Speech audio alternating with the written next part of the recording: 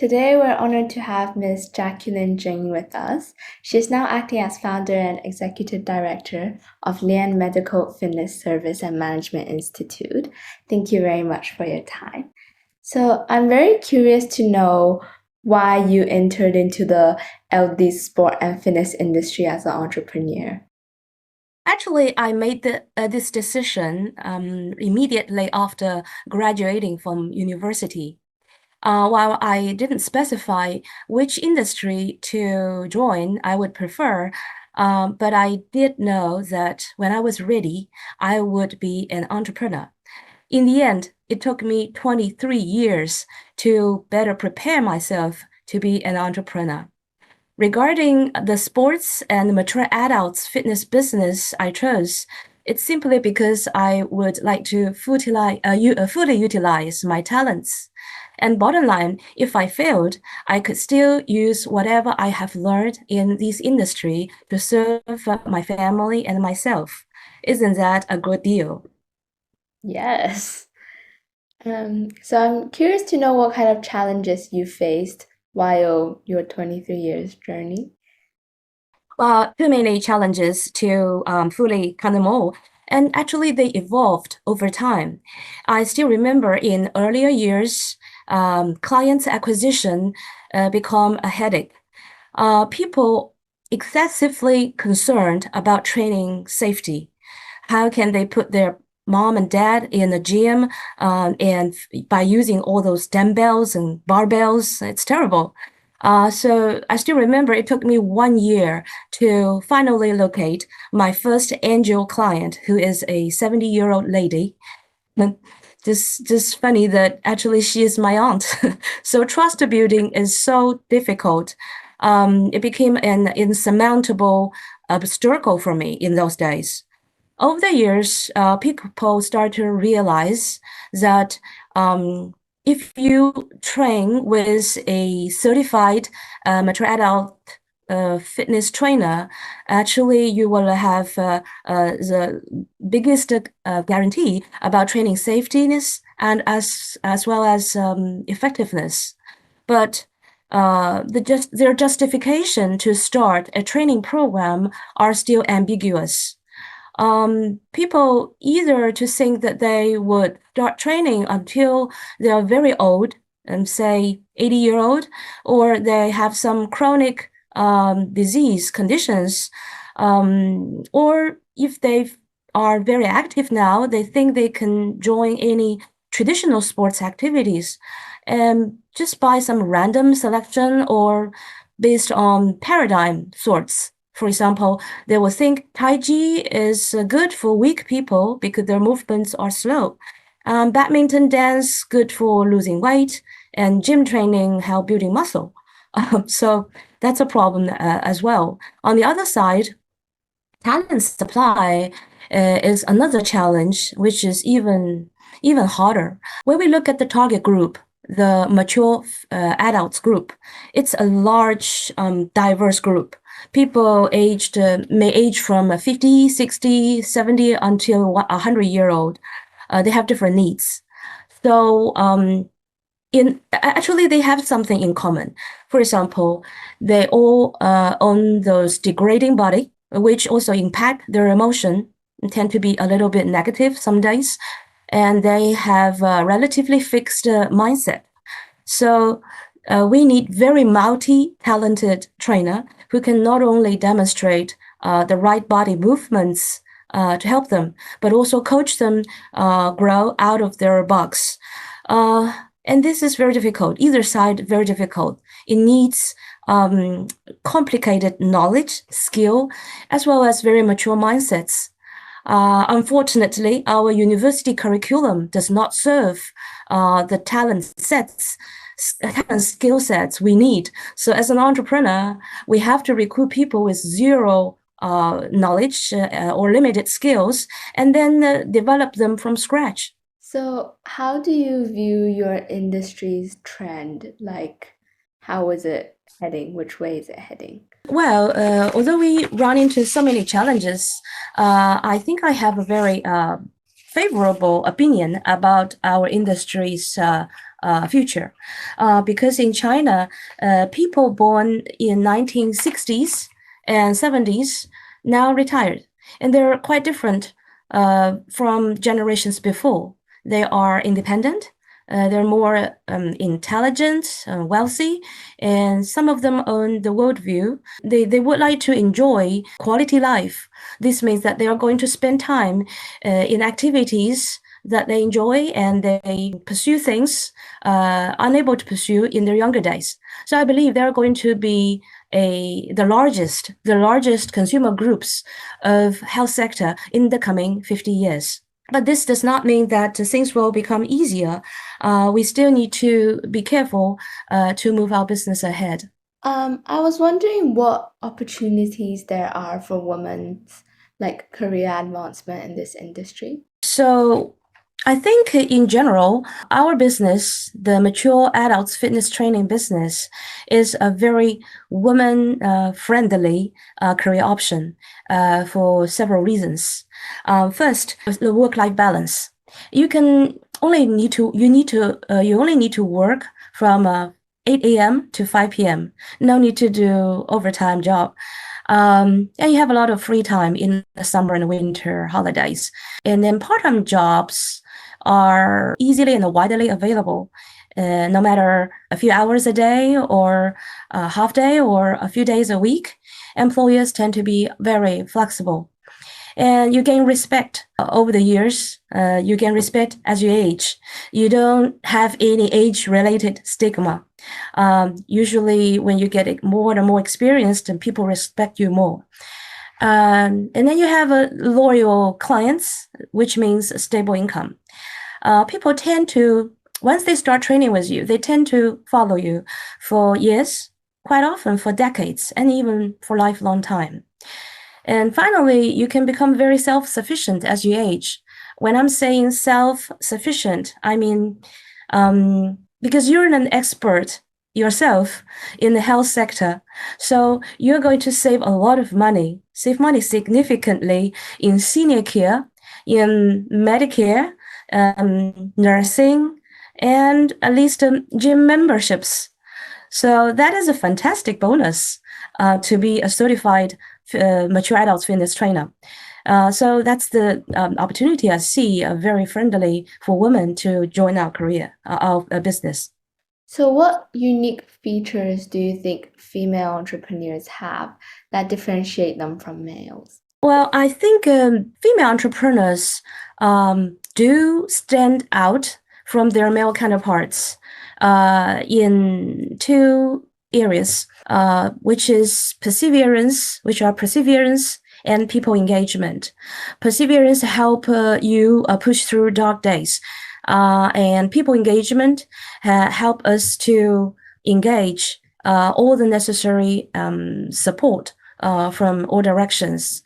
And thinking about starting a business, especially in a new industry, failure is quite normal and success is abnormal, which is, I believe, just sometimes is a blessing.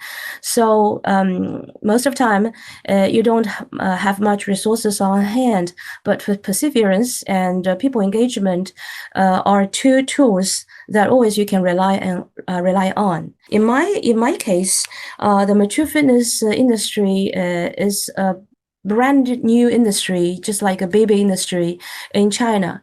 So from the everything from concept building, business planning, sales marketing, customer service, process building, and talent development, etc.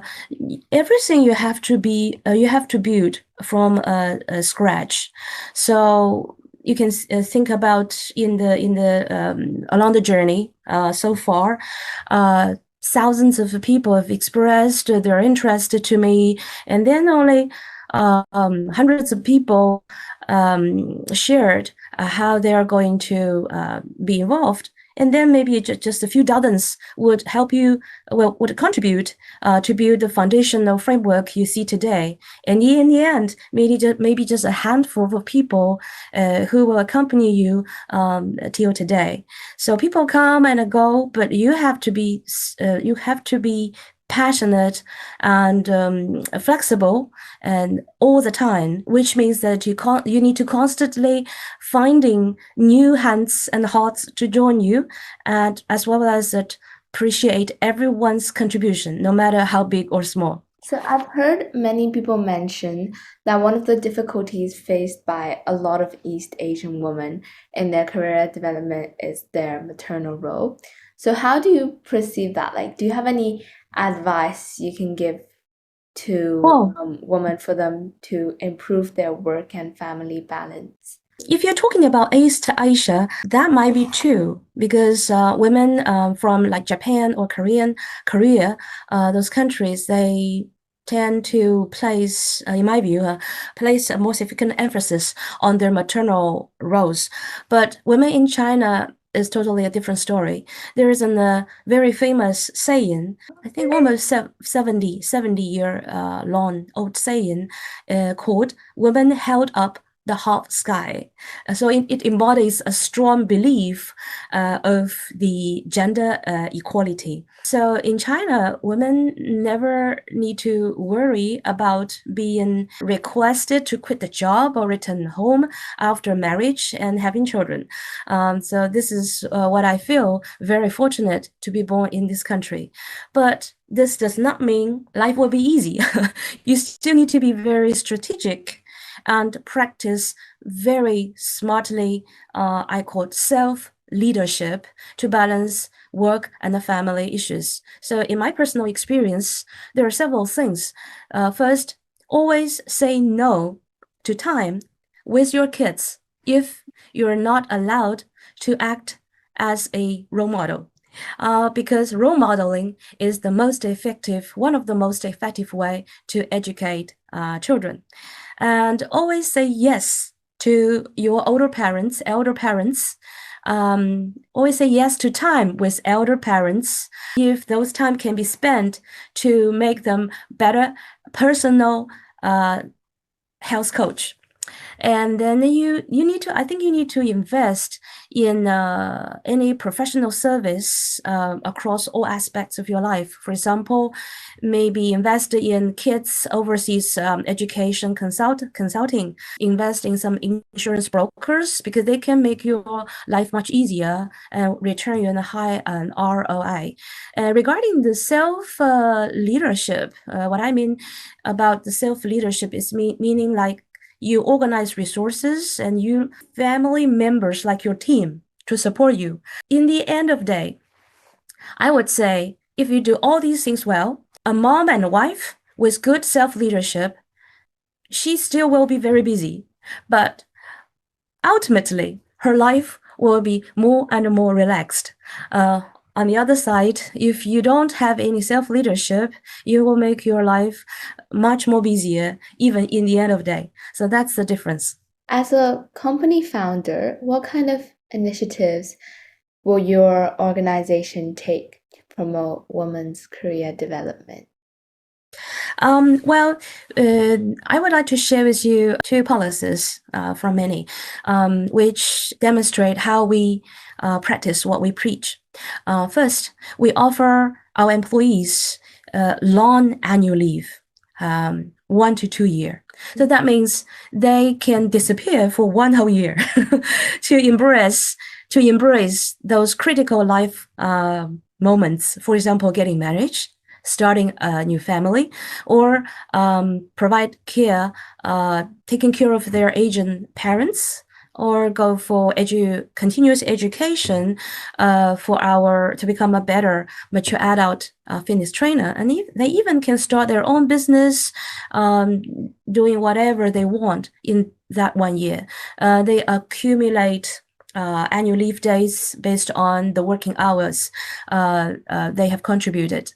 And second thing is that we sponsor their personal holiday, personal trip, if they could incorporate certain time inside it for the continuous education in our industry. For example, if you are our mature adult fitness trainer and you plan a family trip with your husband and your kids to the United States, and you have maybe you have a 3-week or 4-week holiday, and then you have 1 week to go to Harvard University, and then to join a healthcare related forum. And then we are going to cover you and your spouse round trip airfare, as well as 50% of your accommodation costs. Why are we doing that? Because we are committed to help our clients enjoy quality life and help our trainers to achieve lifelong learning. And then we also believe the very successful and satisfied employees lead to successful clients. So we created a lot of policies like above what I mentioned to support our employees. So I've heard that you've also worked in European and American companies before. They obviously strongly advocate for women's equality in diversion practices. So what different measures do you think Chinese companies should take to more effectively promote the development of women in workplaces locally? Well, unlike the female colleagues in Western companies, their counterparts in Chinese company, local company, because the culture difference, things are different. Women in China, after getting married and having children, they tend to rely on their parents to help raise up, or just to help as a helper to raise up their kids. Especially in working days, you can see grandma and grandpa taking care of those young children. But since it's become a little bit serious now, because now those chronic disease started earlier and earlier. So when people get to 50, 60-year-old, they may all have some chronic disease conditions. So that means grandparents will have to shoulder the parenting responsibilities while still having any, health issues on their for themselves. So you can think about in an age those elder parents should go for retirement life and taking better care of their personal well-being, but now they are playing a parent's role, which is very tedious role. Every day just face the little child. So over the years, when their daughter, the very successful career woman, finally they reach the peak of their career track, and they have wonderful opportunities in front of them. What kind of a choice they are going to make? I think it's a dilemma. Either they will have to give up the golden opportunity to spend time with their bedridden parents, or they take the demanding role, but they put elder parents and sick parents in the nursing home. I think either option feels ideal. So I think the employers in China should play some roles in help supporting their female talents, especially their parents, to stay active and healthier as long as possible, so that when our career women get to the day that they can contribute more to the company, they have no concern and family burden behind them. In our company, we actually offer a lifelong free training program for our female employees' parents. Because we believe if their parents getting more and more healthier and active, and our employees will be able to dedicate themselves to the career and feels a peace of mind and no concern at all. So that's what I can share with you so far. Thank you so much for your time. That was very insightful. Thank you, Jane, to having me, giving me the opportunity to share my personal experience and lessons here. And I hope you have a wonderful future and prospect, education opportunity ahead of you. Thank you.